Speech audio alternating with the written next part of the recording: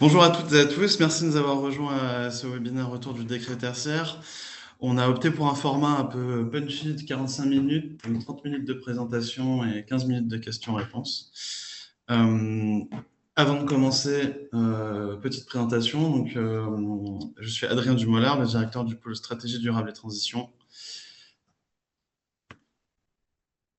Guillaume Menegaldo, directeur d'activité énergie et carbone. On va vous présenter rapidement donc, qui nous sommes, ensuite un retour d'expérience et les principes de la plateforme Perate et principales échéances réglementaires. Puis on vous présentera enfin notre méthodologie d'accompagnement pour se mettre en conformité avec le décret tertiaire. Et enfin, nous finirons par une session de questions-réponses et je vous invite pour cela à poser vos questions via l'outil questions et réponses de Teams, non, de la plateforme de Zoom. Merci. On va passer rapidement sur la présentation de l'entreprise, hein. Si vous ne nous connaissez pas encore, Arpastrans, c'est 4 métiers, des programmistes, des écologues, des architectes d'intérieur qui vous accompagnent sur la programmation de vos bâtiments, votre réglementation Fun Floor et vos aménagements. Aujourd'hui, on est représenté, Guillaume et moi représentons le pôle stratégie et transition durable. On accompagne nos clients sur tout type d'actifs, publics comme privés, du tertiaire au logement en passant par l'industrie et les commerces, à toute étape de la construction. Et nous accompagnons à peu près un millier de clients. Nous avons accompagné un millier de clients avec certainement certains logos que vous reconnaîtrez à gauche. Et pour finir, histoire d'être en accord avec nos valeurs, Arpassans c'est aussi une société certifiée B Corp depuis 2017, avec une raison d'être, créer ensemble un immobilier des villes à impact positif. Sur ce, je vais passer la parole à Guillaume qui va vous faire un rappel des obligations réglementaires et un petit retour sur la publication du premier Rex Opéra. Merci Adrien. J'imagine que le décret tertiaire, on va passer rapidement sur ce que c'est, vous connaissez bien. Ça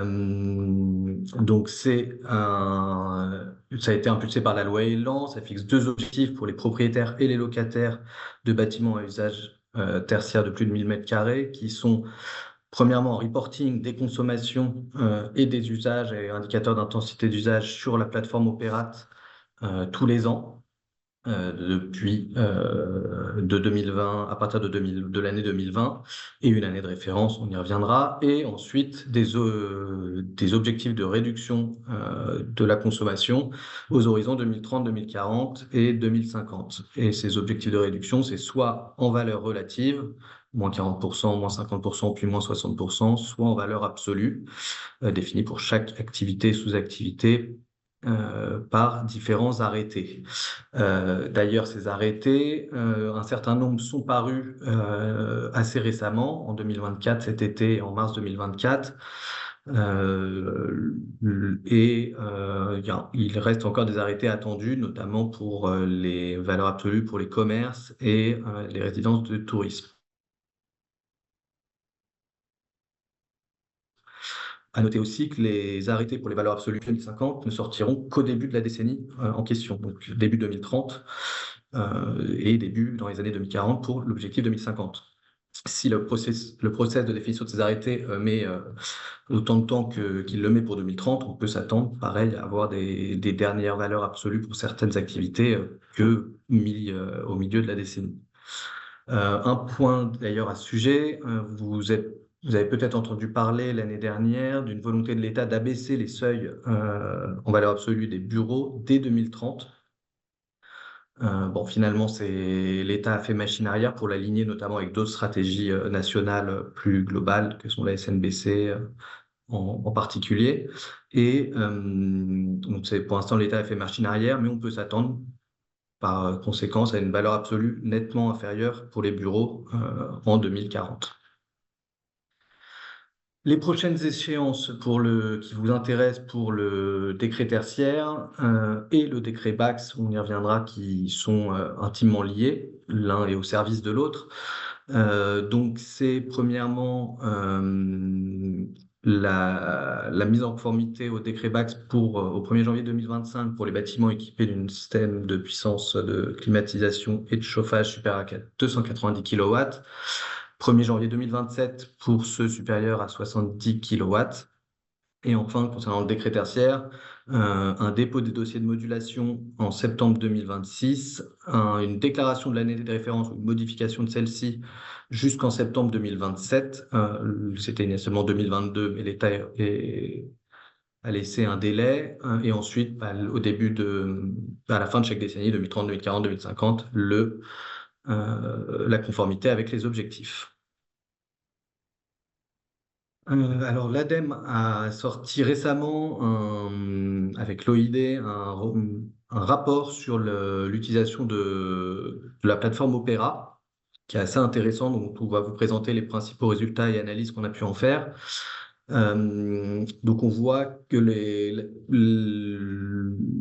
il y a plus de 220 000 déclarations qui ont été effectuées en 2021, l'année pour laquelle il y a le plus de déclarations réalisées, ce qui représente 57% des surfaces soumises au décret tertiaire, d'après les estimations de surface tertiaire du CEREN. Et pour ces déclarations, c'est environ 35% de propriétaires occupants, 65% de propriétaires non occupants, donc de locataires non propriétaires. Et ensuite, les principaux résultats sur la performance des différents actifs. Dans toutes les activités ne sont pas représentées ici, mais on a représenté les principales. Et on voit donc comment ça se lit. En foncé, vous avez 50% des actifs qui sont dans cette consommation, et en pointillé, ça monte jusqu'à 80% des actifs, et donc il y aura 10% au-dessus, 10% en dessous, et la médiane et la moyenne qui est représentée. Et on a estimé pour chaque catégorie la valeur absolue 2030 avec des valeurs étalons pour chaque catégorie, et donc on a essayé d'extrapoler un pourcentage d'entités fonctionnelles assujetties qui seraient non conformes aux objectifs 2030. Donc c'est les petits pourcentages indiqués en rouge au-dessus, et qui, si on extrapole à l'ensemble des déclarations opérates, ça représenterait un peu plus de 50%, 55% des EFA qui seraient non conformes aux objectifs 2030 pour le moment. Je vais ensuite, on va vous présenter la méthodologie qu'on met en place pour accompagner nos clients. Donc déjà, pour répondre au décret tertiaire, la première question, c'est de savoir d'où on part et où on en est. Et donc notamment de bien sélectionner notre année de référence et le calcul des objectifs en valeur relative ou en valeur absolue qui nous incombent. Pour ça, je vais vous présenter rapidement 4 approches différentes. Une approche dite basique, une approche corrigée du climat, une approche où on prend en compte les indicateurs d'intensité d'usage et les différentes sous-activités du bâtiment, et enfin la prise en compte, la modulation des objectifs avec, par exemple, des usages incompressibles. Pour ça, on va prendre un cas fictif d'un bâtiment de 20 000 m², et donc composé de 18 000 m² de plateau de bureau, un RIE de 1000 m² et des serveurs assez intensifs de 1000 m². On a ici l'exemple des consommations, de l'historique des consommations de 2010 à 2019 pour la référence, et la dernière année 2023. Et qu'on compare basiquement aux objectifs 2030, bureau standard, valeur étalon de 107 en région Paris, de 112 kWh par mètre carré. Si on fait cet exercice-là sans retraiter les consommations, sans rien, on se dit notre année de référence, c'est 2015, l'année de plus forte consommation, et en 2023, on doit réduire nos consommations encore de 33% pour atteindre les objectifs 2030.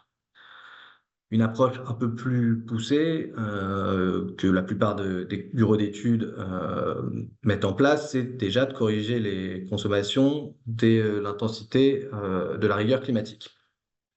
Donc là, en faisant ça, on se rend compte, par exemple, que l'année de référence, c'est plus 2015, mais 2013. Et donc, si pour déclarer notre année de référence, on n'a pas fait cette correction, on va passer à côté, on va déclarer une année de référence qui n'est pas du tout optimale pour nous. Et l'objectif 2030, là par rapport à 2023, ça demande un effort de réduire les consommations de 28%. Enfin, pour aller un cran au-dessus, on peut prendre en compte les différentes sous-activités de bureaux qu'on peut avoir, auditorium, salle de réunion, open space, flex office, etc. Et la présence aussi d'un RIE. Et en plus, pour chaque activité, prendre en compte les fameux indicateurs d'intensité d'usage de l'activité concernée, notamment pour les RIE, la surface de cuisine, pour les bureaux, le taux d'occupation, la densité d'occupation temporaire et surfacique. Et on va voir que nos objectifs, là, pour chaque année, vont être modulés en fonction justement de ces indicateurs d'intensité d'usage. Et notamment, on se rend compte qu'en fait, on n'a plus que 19% de gains à aller chercher pour atteindre l'objectif 2023 l'objectif 2030 par rapport à 2023. Donc ça, c'est très bien, mais ce bâtiment, il a un usage particulier qui est la présence de serveurs très énergivores. Et donc là, le décrétateur nous autorise à moduler les objectifs pour prendre en compte la consommation incompressible des serveurs. Donc dans ce cas-là, on a à peu près 33 kWh par mètre carré de consommation vraiment juste du matériel informatique des serveurs. On se retrouve avec un objectif qui est en fait atteint en 2023. Ça, c'est juste une slide pour vous présenter les résultats d'une manière un peu plus parlante, je trouve, qui est de corriger les consommations annuelles par l'intensité d'usage chaque année, et comme ça de raisonner à objectif fixe d'année en année. De la même manière qu'on corrige du climat les consommations et qu'on garde l'objectif, on ne fait pas varier l'objectif en fonction de la rigueur climatique, bah là, on applique la même logique. C'est un peu plus parlant, on a un objectif qui est toujours le même et on corrige les consommations à la fois du climat et à la fois de l'intensité d'usage. Donc c'est vraiment équivalent, si vous regardez, les deltas sont toujours les mêmes. Et donc, pour récapituler, avec l'approche basique, on pourrait dire qu'on a 33% de gains à aller chercher. En corrigeant du climat, on se rend compte que c'est un peu moins, c'est 28%. En prenant en compte les intensités d'usage précises du bâtiment, c'est plus que 19%. Et avec, là, dans ce cas-là, on a volontairement forcé le trait avec des serveurs très, très importants, des consommations de serveurs très importantes, on pourrait se rendre compte qu'on est déjà conforme. Donc, bien garder en tête que c'est un cas d'étude, ce ne sera pas forcément aussi avantageux pour vous, mais en tout cas, c'est des choses qu'il faut regarder. Et je vais laisser la main à Adrien pour vous présenter la suite de notre méthodologie. Merci Guillaume. Parfait. Donc du coup, Guillaume vous a expliqué cette première étape, du coup, qui consiste déjà à prendre un point de départ suffisamment haut en prenant bien tout en compte pour du coup ne pas s'imposer des efforts inutiles, au moins pour cette première échéance 2030. Ensuite, l'étape 2, c'est qu'est-ce que je peux faire sans travaux? Donc là, on va être sur la thématique mieux maîtriser son bâtiment. Pour ça, il y a des missions un peu spécifiques qui visent à aller chercher des quick wins et qui vont un peu varier en fonction de votre maturité ou de celle de votre exploitant dans la compréhension du site. Donc du coup, il y a 3 types de missions que nous, on fait chez nous, qui sont le rétrocommissionnement et les task force dites instrumentées, task force flash. Je vous expliquerai ce qu'on entend par task force ensuite. Pour ce qui est du rétrocommissionnement, du coup, on donne un cas d'étude sur des bureaux rénovés. Alors, une mission de rétrocommissionnement, ça va s'appliquer sur une bonne année. C'est une mission un peu coûteuse, mais qui généralement s'applique à un bâtiment. On a perdu un peu espoir, on va dire. Soit il est récent et il consomme énormément, on se doute qu'il y a un problème, mais on ne sait pas pourquoi. Soit il n'est pas si récent que ça, mais en même temps, il n'a pas un usage si fort et il consomme aussi énormément et on veut savoir pourquoi. Donc là, dans l'exemple de cette mission, le but du rétrocommissionnement, c'était de mesurer déjà les consommations toute l'année en se concentrant sur les périodes été, mi-saison et hiver. Donc les 3 cas de figure, chauffage, clim, intersaison, qui du coup montrent un bâtiment, enfin le fonctionnement d'un bâtiment. Une enquête de confort, ce n'est pas parce qu'on surconsomme que les gens sont forcément en train de surconsommer par le réglage de leurs équipements. Donc en l'occurrence, il y avait des soucis de confort, du coup, trop chaud, trop froid, qui ont découlé de cette enquête de confort. Et en fait, tout ça, ça nous a permis d'arriver sur le fait qu'il y avait un pilotage défaillant du changeover Pour rappel, un changeover, c'est un système qui permet de passer un réseau en mode chaud ou froid quand on a des émetteurs qui peuvent faire soit l'un, soit l'autre. In fine, c'est une mission qui, du coup, atterrit sur la rédaction d'un guide GTP avec un guide par saison, comment la régler pour chaque saison. Et la seule action qui a dû être réalisée par le client à la fin, ça a été le passage d'un intégrateur GTB pour le réglage correct de ce changeover qui fonctionnait de manière complètement erratique et détruisait de l'énergie, et qui du coup a atterri à une économie dès l'année suivant la mission de 20% sur toute consommation confondue du site. Pour ce qui est des task force et des formats plus punchy, cette fois-ci, le but, c'est de mettre le jus de cerveau, on va dire, plus à contribution de l'action plutôt qu'à la mise en place de plans d'action qui seront réalisés plus tard. Donc, qui dit task force dit personne, hein, on parle de groupe de travail, donc l'idée, c'est d'avoir un expert, quelqu'un du coup en gestion du site et un mainteneur technique qui permettent de réaliser des actions tout de suite. Donc là, on prend l'exemple d'un hôtel de 400 chambres sur lequel on a identifié en une seule journée du coup des problèmes de température de distribution, des télécommandes de gestion des chambres pas du tout réglées, des mesures de température. On a pu faire des mesures de température sur la récupération de chaleur, vérifier les tempérisations des éclairages des parties communes et faire une thermographie. Ça nous a permis de nous rendre compte, du coup, via la thermographie, que le bâtiment était clairement plus chaud d'un côté que de l'autre, il n'était pas équilibré du tout, que la récupération de chaleur, en fait, refroidissait le système de chaud au lieu de le réchauffer. C'était monté à l'envers. Et du coup, les télécommandes n'étaient pas réglées et fonctionnaient en mode ouvert en cas de dysfonctionnement, ce qui fait que le chauffage était allumé à fond partout. Et donc ça a pu être trouvé en une journée et une partie de nuit, puisque ça vaut le coup d'y aller de nuit pour voir ce qui se passe quand il n'y a pas de mainteneur. Et ça nous a permis d'économiser 25% sur le chauffage dès le mois d'après, soit 10% des consommations totales du site. Donc ça, c'est les actions de sobriété. Et donc forcément, on va pouvoir gagner un peu, mais on va arriver à la dernière étape qui donc, peut être inévitable, qui sont les travaux qu'il va falloir réaliser pour respecter les objectifs 2030. Alors, on va faire un cas d'étude, un petit rappel de ce qu'on vient de se dire. Donc, on a défini une année de référence correctement. Ça nous a permis, là, dans cet exemple, de valoriser du coup les travaux passés avant 2020, par exemple des relampings, là, d'un changement de CTA qui vous aurait déjà fait gagner 7%. Ensuite, vous auriez progressé du coup grâce à des missions, soit en propre, soit grâce à des missions extérieures, dans la compréhension de votre site, qui vous permet de mettre un plan d'action de sobriété et de gestion de vos sites, qui vous permet de vous approcher encore du résultat avec un gain de 16%. Pour l'instant, vous n'avez fait aucun travaux, mais l'effort à faire, c'est 39%, qui correspond à une valeur absolue, du coup, un exemple à 117 kWh par mètre carré et qui nécessiterait la mise en place de travaux. Alors, après, il y a la rénovation lourde, je passe rapidement. Maintenant, c'est dans le cadre d'une rénovation, si on rénove un site, on vise forcément soit 2040, soit 2050, en fonction de ce qu'on souhaite pour le site, et on voit si on peut ou pas repousser encore quelques travaux lourds à plus tard.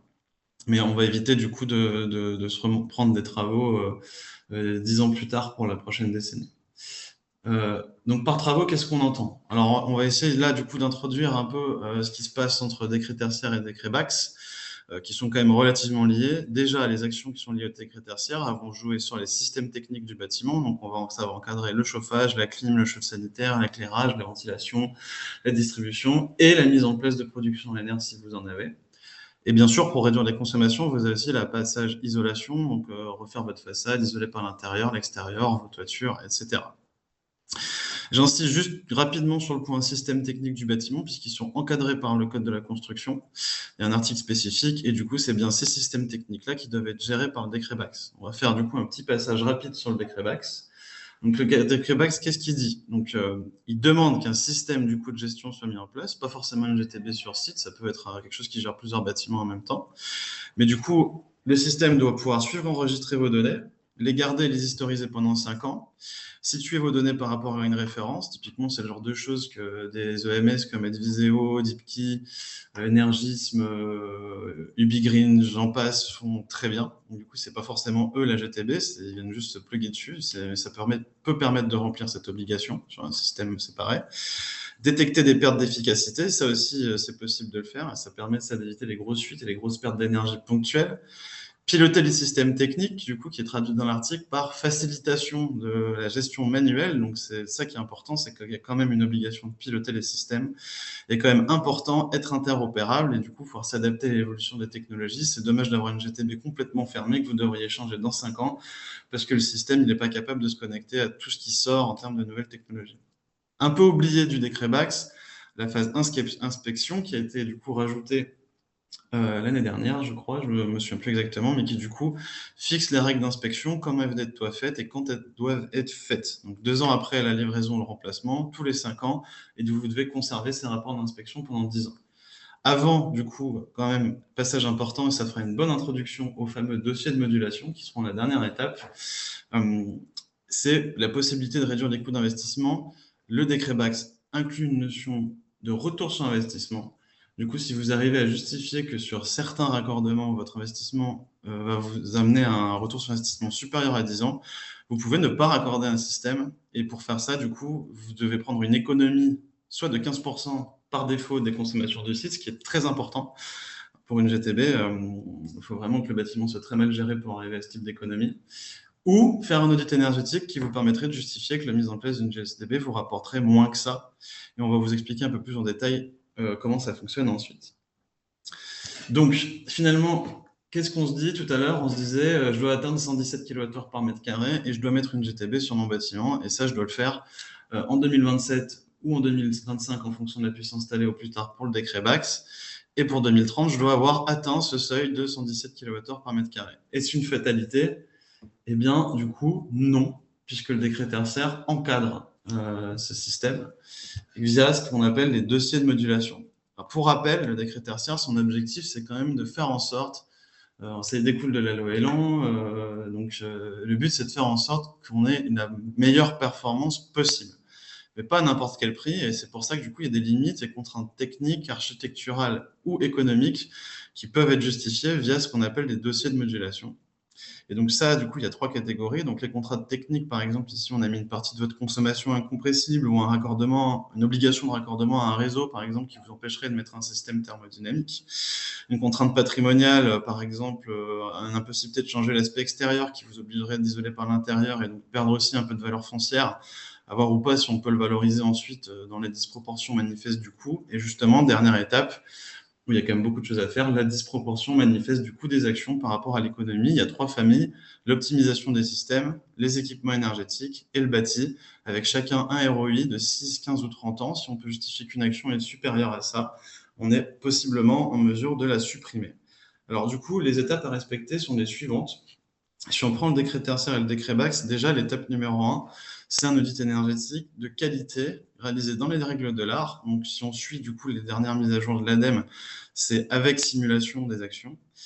Ça va vous permettre déjà non seulement de pouvoir avoir un impact de vos actions pour toutes les entités fonctionnelles assujetties, puisque pour rappel, vous n'êtes pas forcément monolocataire.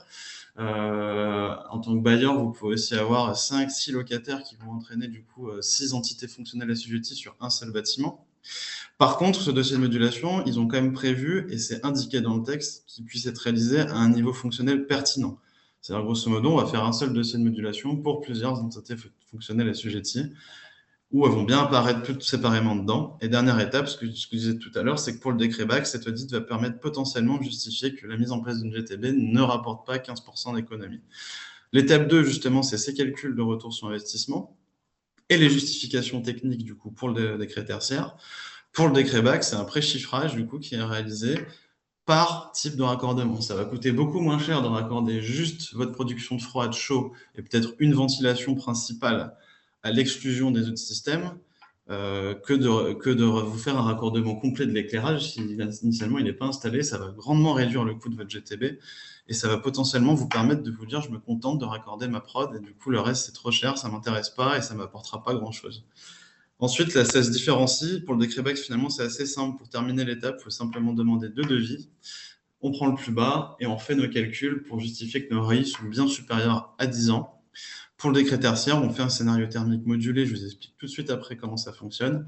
Et ensuite, on dépose un dossier avec les justificatifs du professionnel ayant réalisé l'étude, l'audit énergétique et un CSV, du coup, qui est déposé sur la plateforme, qui finalement contient votre plan d'action, les ROI associés, et vont vous permettre ensuite de justifier votre demande de modulation.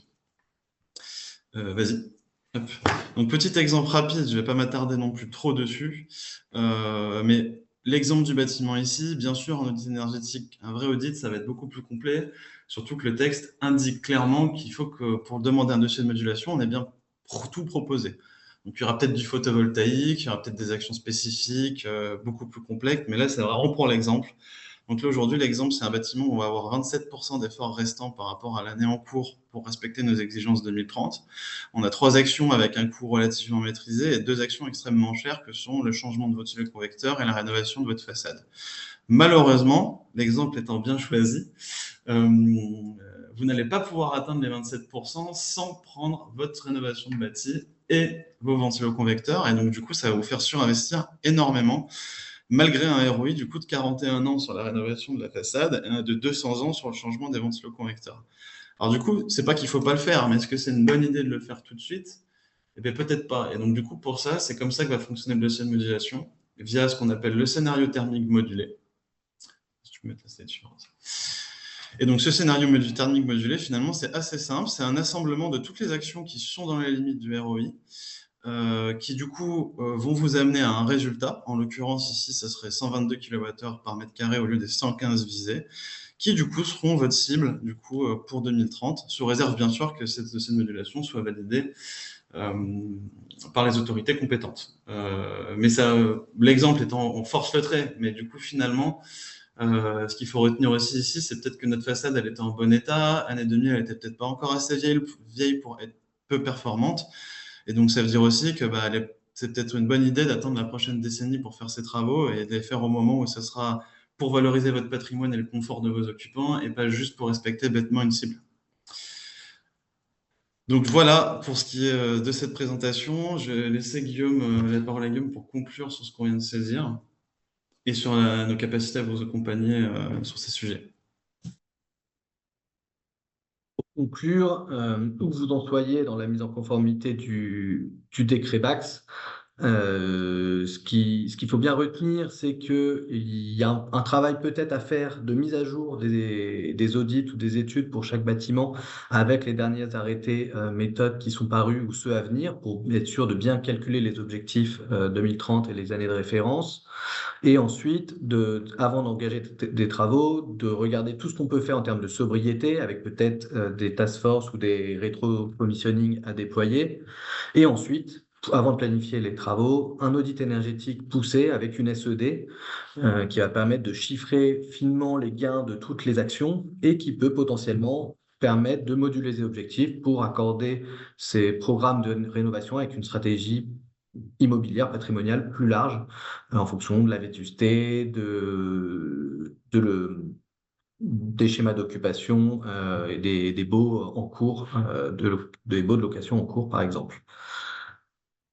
Euh, pour ça, on peut vous accompagner à toutes ces phases-là, que ce soit la déclaration opérate, la première ou la mise en force, ou la mise à jour, les task force, le rétrocommissionnement, des audits énergétiques auxquels on peut ajouter une dimension évidemment carbone et avec les courbes crème, et y adjoindre les audits BAX, et ensuite les simulations énergétiques dynamiques, les faisabilités ENR, photovoltaïque, géothermie, principalement, biomasse. Et enfin, la réalisation et le montage de dossiers de modulation si nécessaire. Et pour conclure, je voudrais juste rajouter quelque chose qu'il faut retenir du coup, enfin, ce qu'on aimerait, ce que vous retenez du coup de cette présentation, c'est que le décret tertiaire vous permet et donne des leviers finalement pour faire ce qu'il faut. Bien sûr, mettre un euro investi là où on décarbone le plus, c'est forcément mieux pour la planète. Donc aujourd'hui, la présence de ces dossiers de modulation, l'idée c'est de bien de les faire à une échelle parc, bien les déposer pour essayer d'investir le zéro là où l'économie sera la plus importante pour votre porte-monnaie, mais aussi par rapport aux émissions de gaz à effet de serre. Euh, du coup, pas juste ne pas faire de travaux. Après, là, les exemples qu'on vous a cités, forcément, ils sont très attrayants. Après, tous les bâtiments ne peuvent pas y permettre du coup de ne pas faire de travaux. Mais si on prend le premier exemple cité par Guillaume, par exemple, un bâtiment avec un gros data center qui serait à 190 kWh par mètre carré, il est fort probable qu'il soit très récent. Et donc, du coup, c'est encore heureux qu'on ne soit pas obligé de le rénover là en 2025 pour l'échéance 2030. Voilà. Merci de votre attention.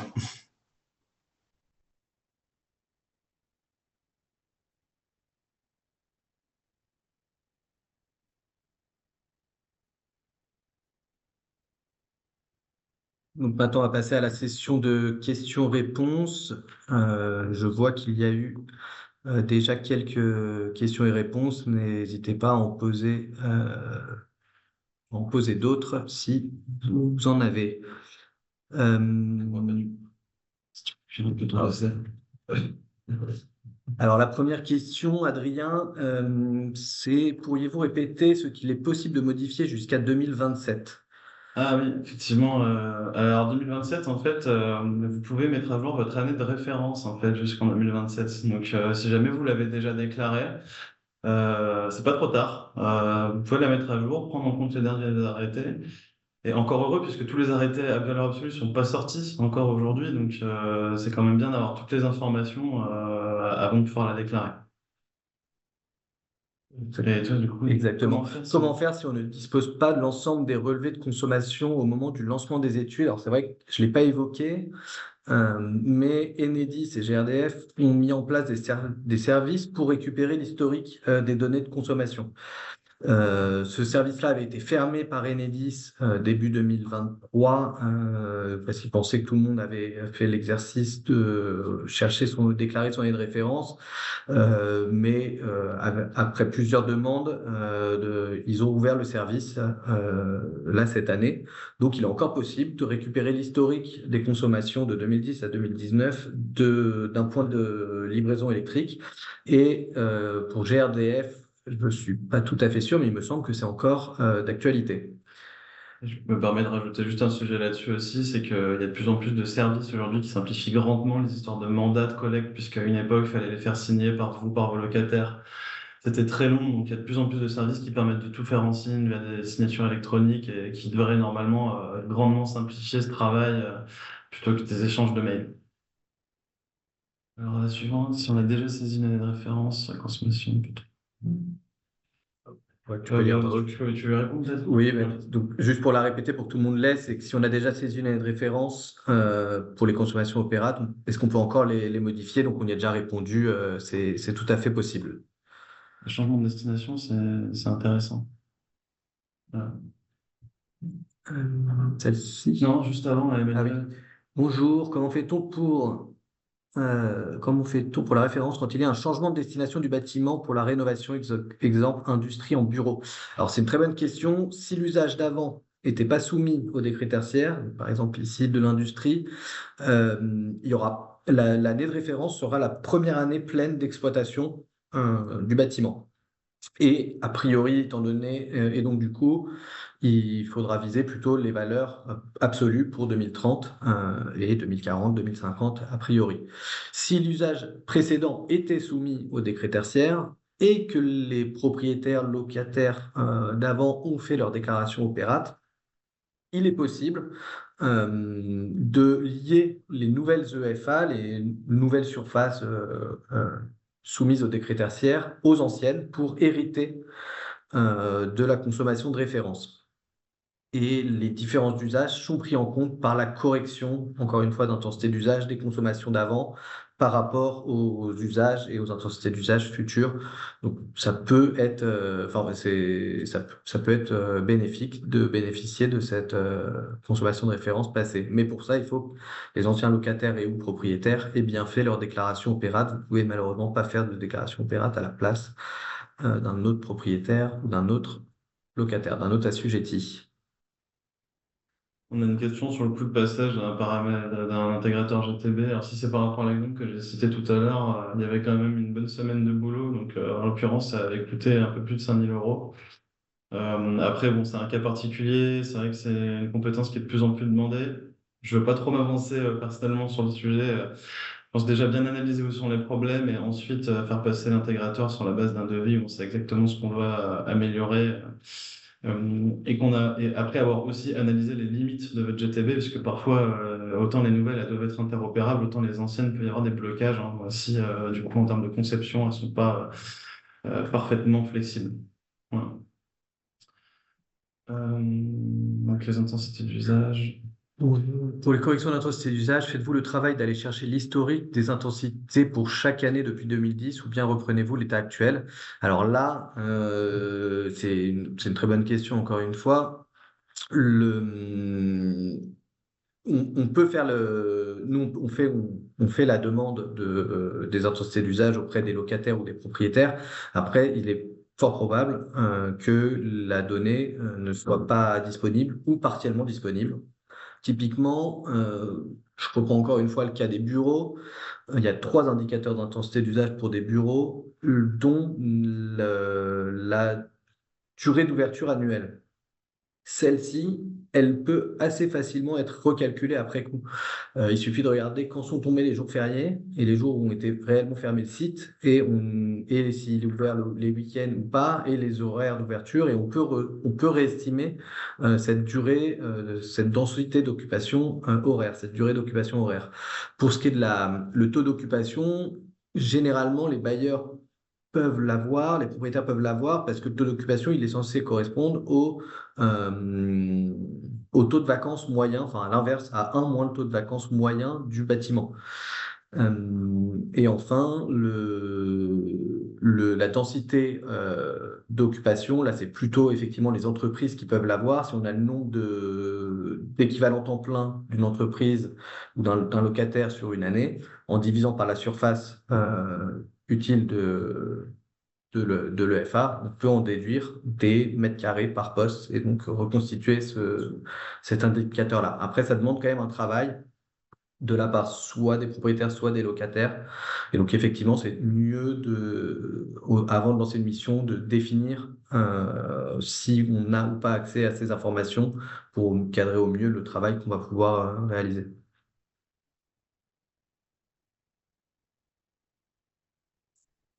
Ensuite, on a une question, Adrien. Je ne sais pas si tu peux y répondre sur les autorités compétentes qui valident les dossiers de modulation.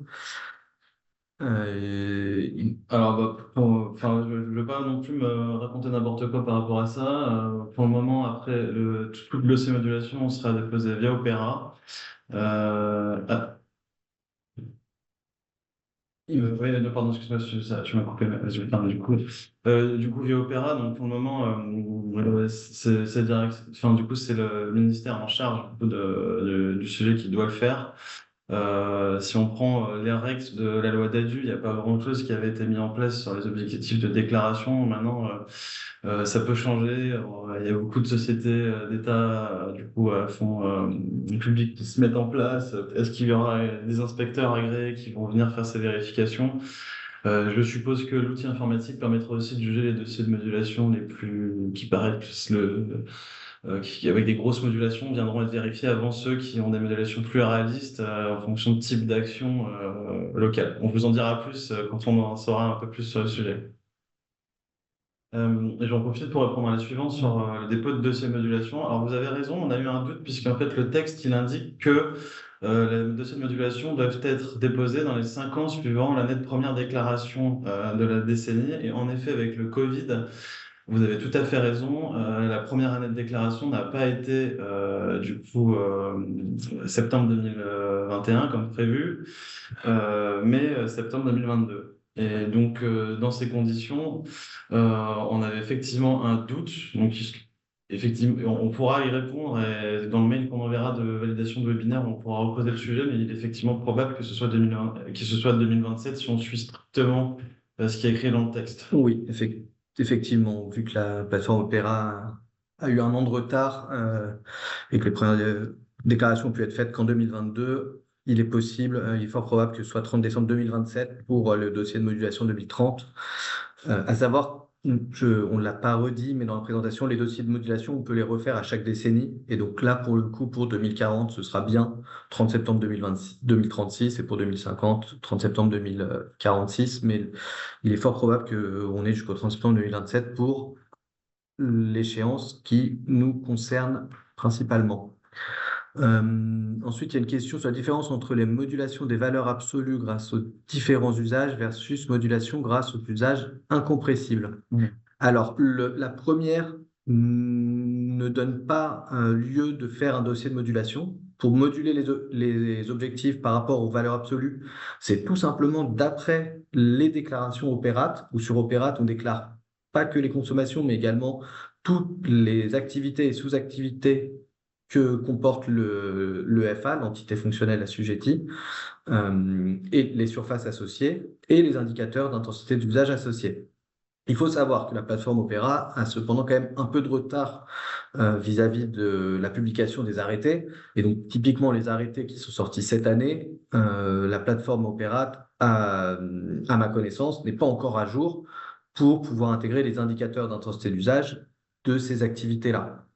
Mais à terme, ça le sera, et il sera possible de déclarer tous les indicateurs d'intensité d'usage des différentes activités et sous-activités qu'on déclare sur Opera. Donc ça va se faire automatiquement. C'est la plateforme Opera qui va moduler les objectifs automatiquement par rapport à ces déclarations.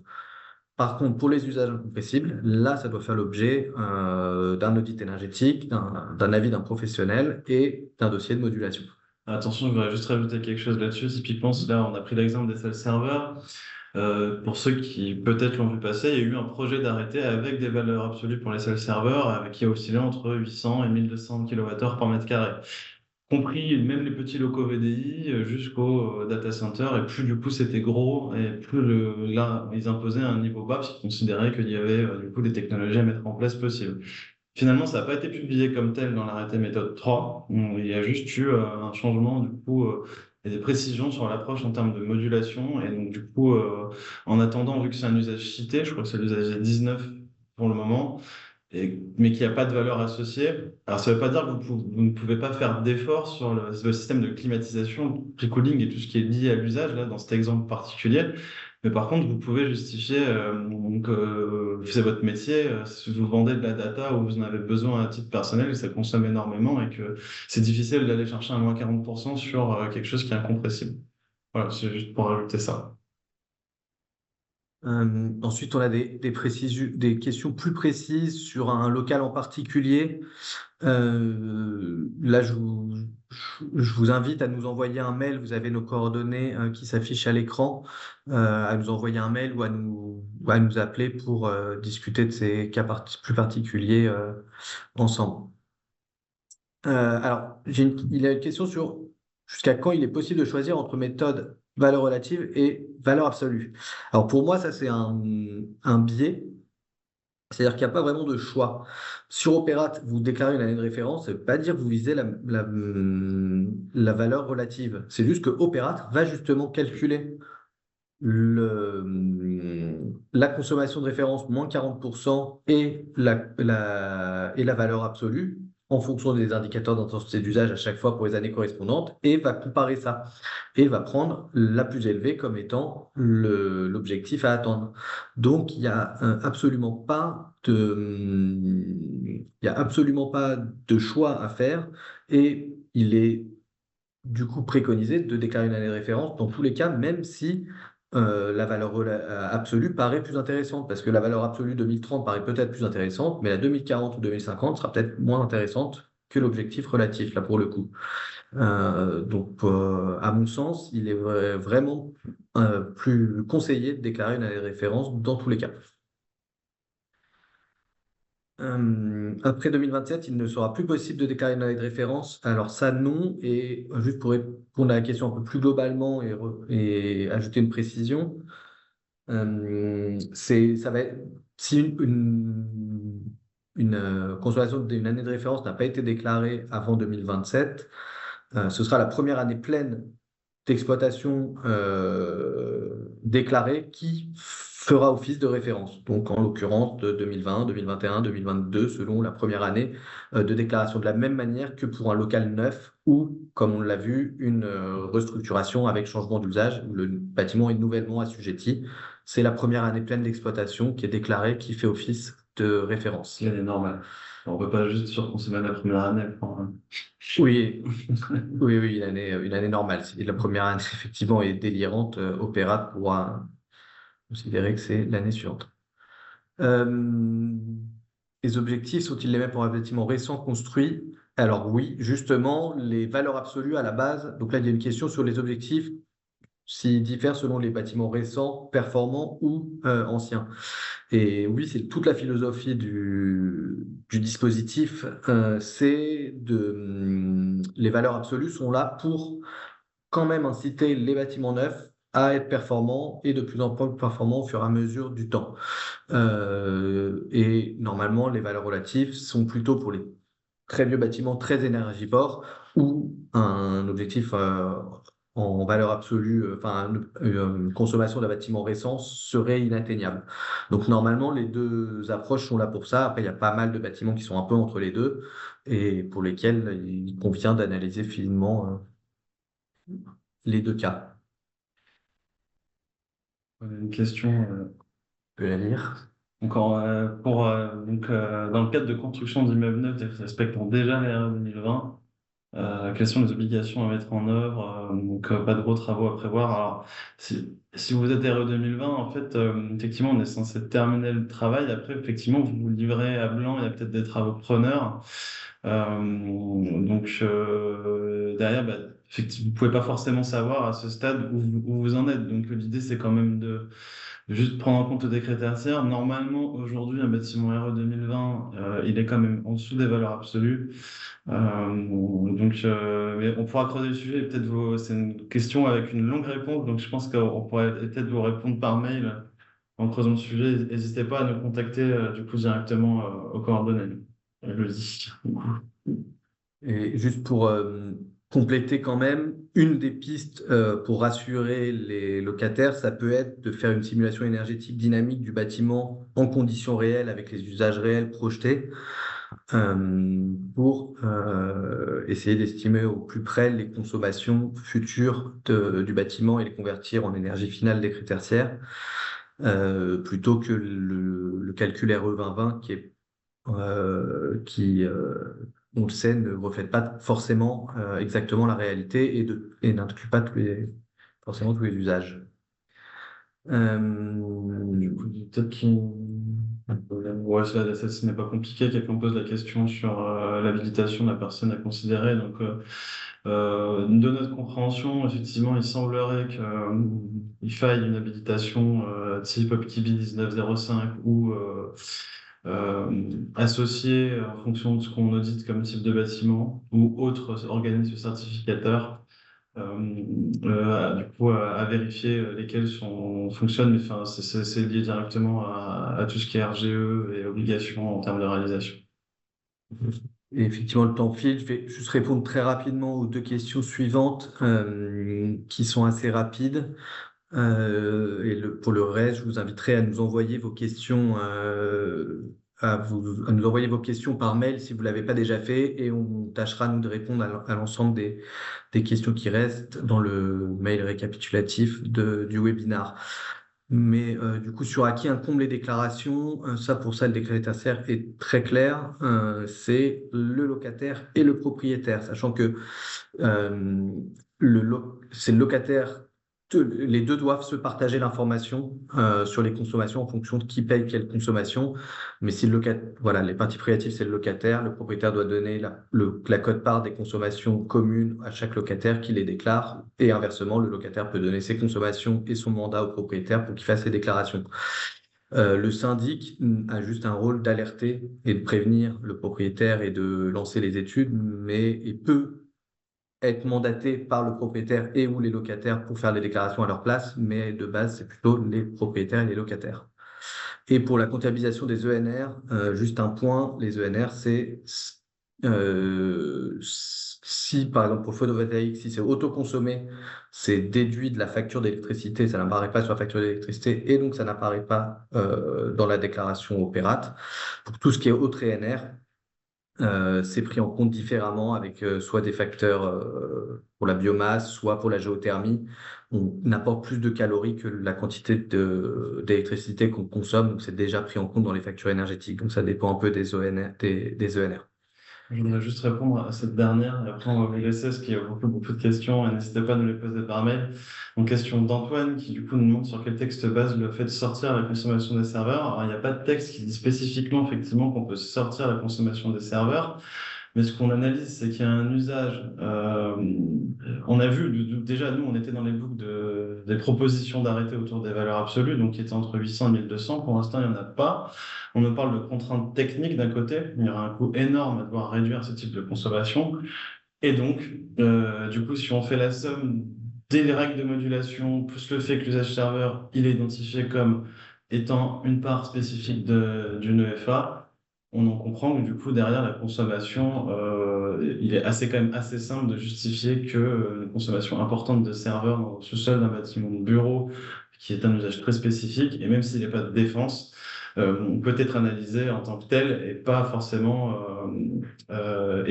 sorti. Attention, encore une fois, je dis c'était pas sorti, on va identifier vraiment la partie data et ensuite pour la partie prime, vous ne pourrez pas, si vous avez des groupes froids de mauvaise qualité, que vous n'avez pas envisagé de faire du free cooling ou toutes les solutions liées au rafraîchissement de ces derniers, il est très probable que vous ayez des ROI qui soient en dessous de 15 ans et que donc du coup vous soyez quand même obligé de faire au moins cet effort-là. On va arrêter là. N'hésitez pas du coup à nous poser des questions. Et avant de terminer, du coup, n'hésitez pas à nous rejoindre, décidément. Voilà, C'est bon. pour les prochains événements. Donc, du coup, valoriser vos actifs en exploitation grâce à la certification biodiversité, état des lieux des certifications et labels existants avec nos amis de Gondwana, donc le pôle biodiversité. Bonne journée, merci de votre participation et bonne journée à tous. Au revoir. Au revoir.